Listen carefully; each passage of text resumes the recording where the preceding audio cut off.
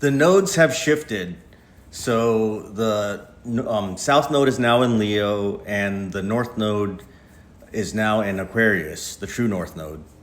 And this this is going to last over a year and a half until about March 26, 2028.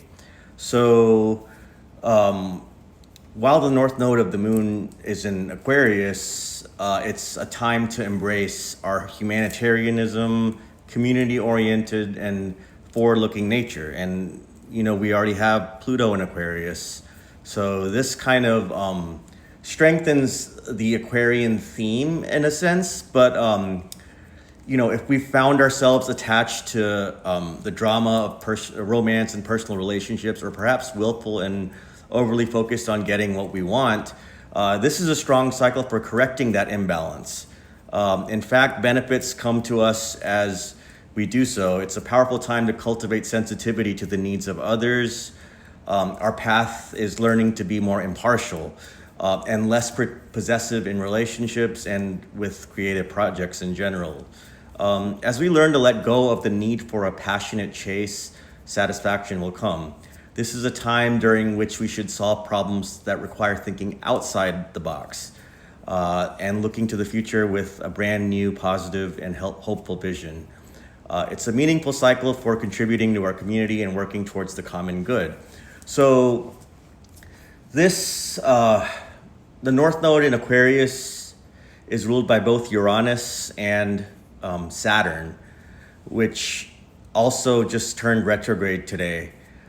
So what I'm gonna do in this video is talk about the top 10 news stories the last time we had South Node in Leo and North Node in Aquarius, which would have been 19 years ago.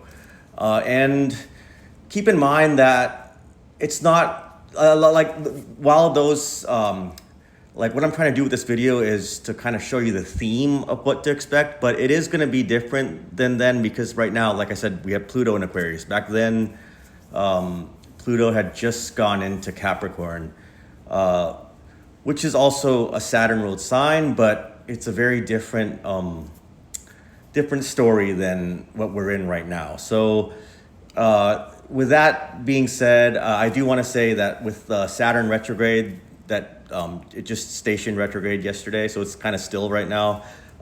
This Saturn retrograde cycle lasts until December 10th of this year. And so we may feel a sense of heaviness with decisions or concerns as the shift is occurring. While it's in Saturn is retrograde in the months ahead, we will review and question our responsibilities and commitments instead of dealing with them in the moment or proactively, like when Saturn is direct. And so we also may experience more than usual feelings of guilt and self-doubt as we internalize fears. But it's also an excellent opportunity to reassess our commitments. For example, for me especially, it's exactly by degree and minute on my descendant. So anyways, without further ado, I want to talk about the 10 biggest news stories from the last time that Saturn, or the last time we had the nodes in South Node in Leo and the North Node in Aquarius. So the first, I would say, is the birth of Bitcoin and decentralized finance around October 2008. Satoshi Nakamoto, he published the Bitcoin white paper.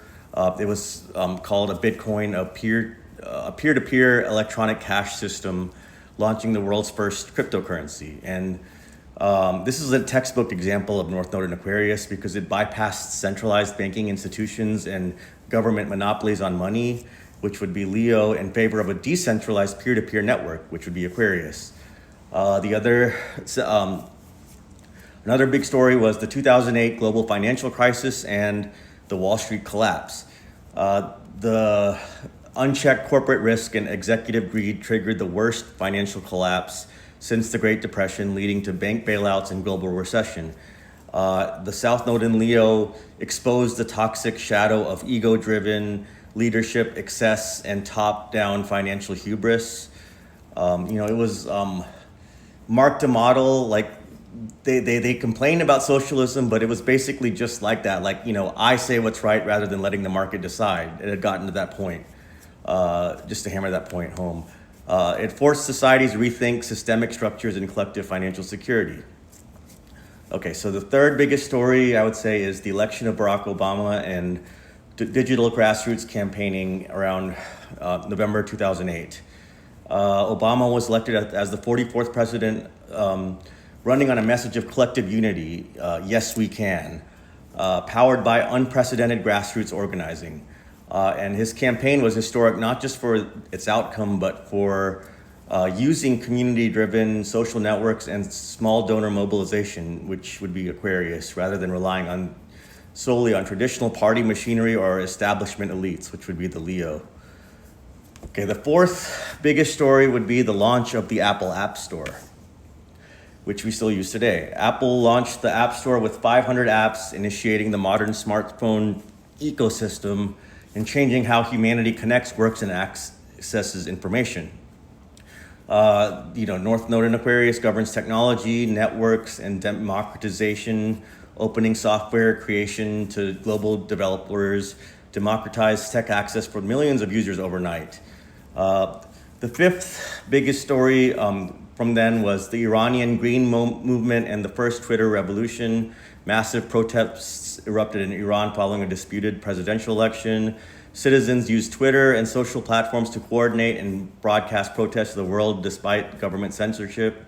Grassroots crowd-led mobilization using futuristic digital networks, Aquarius rising up directly against authoritarian regime, Leo. The launch of the Large Hadron Collider in September 2008. CERN turned on the LHC, the world's largest and most powerful particle accelerator, involving over 10,000 scientists across 100 countries.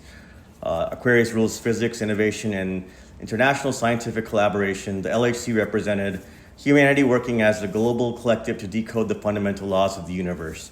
Then we had the democratization of social media, Facebook and YouTube boom. Between 2008 and 2009, Facebook surpassed MySpace to become the dominant global social network, while YouTube became the center of viral internet culture. Power shifted away from the centralized media moguls and Hollywood gatekeepers, Leo, to user-generated viral internet communities and networked public squares, Aquarius. 2009 H1N1 swine flu pandemic, a new strain of influenza spread globally, leading to the World Health Organization to declare it as a global pandemic in June 2009. Pandemics highlight the Aquarian truth of human interconnectedness, showing how individual health is inextricably linked to, tied to collective public health systems and global coordination. As I'm reading these, I'm sure you can see a lot of parallels in the current day. So number 9 is global renewable energy and climate initiatives. US and European nations allocate tens of billions in economic stimulus funds, specifically towards green energy technology, smart grids, and clean infrastructure.